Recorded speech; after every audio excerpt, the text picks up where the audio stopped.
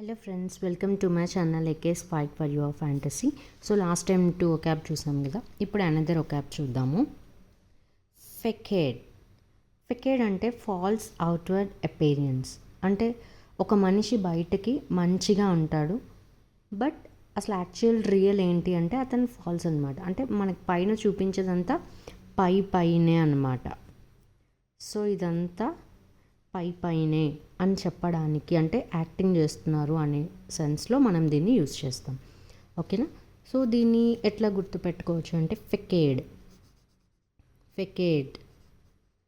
Fake.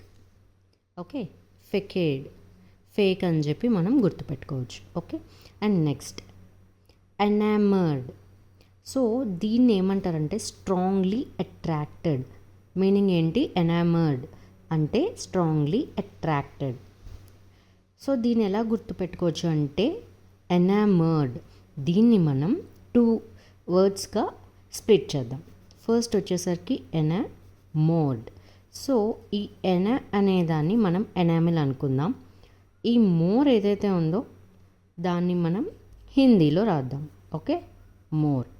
So enamel అంటే మనకి తెలుసు కదా, టీత్ పైన ఉండే వైట్ కలర్ని మనం ఎనామిల్ అంటే అది చాలా స్ట్రాంగ్గా ఉంటుంది. ఎట్లా ఉంటుందండి? చాలా స్ట్రాంగ్గా ఉంటుంది. సో అన్నప్పుడు ఎనామిల్, స్ట్రాంగ్లీ అని గుర్తుపెట్టుకోవచ్చు. నెక్స్ట్ ఈ మోర్డ్ అనేదానికి మోర్. మనం హిందీలో నెమలిని ఏమని పిలుస్తాం? పికాక్ని మోర్ అని పిలుస్తాం కదా. సో మోర్ ఎలా ఉంటుంది? చూడడానికి చాలా అట్రాక్టివ్గా ఉంటుంది.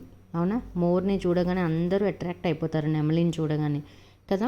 సో ఆ విధంగా మనం గుర్తుపెట్టుకోవచ్చు. సో ఎనామిల్ అంటే చాలా స్ట్రాంగ్గా ఉంటుంది, మోర్ అంటే అట్రాక్ట్ అయ్యే థింగ్ అనమాట. ఓకే, ఎనామర్డ్ అంటే స్ట్రాంగ్లీ అట్రాక్టెడ్. నెక్స్ట్ ఫేకేడ్, చెప్పాను కదా ఫెకేడ్. సో దాన్ని ఫేక్ అని గుర్తుపెట్టుకోవచ్చు.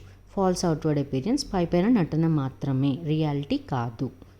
ఓకేనా? ఐ హోప్ మీకు అర్థమైంది అనుకుంటున్నాను. Thank you so much for watching.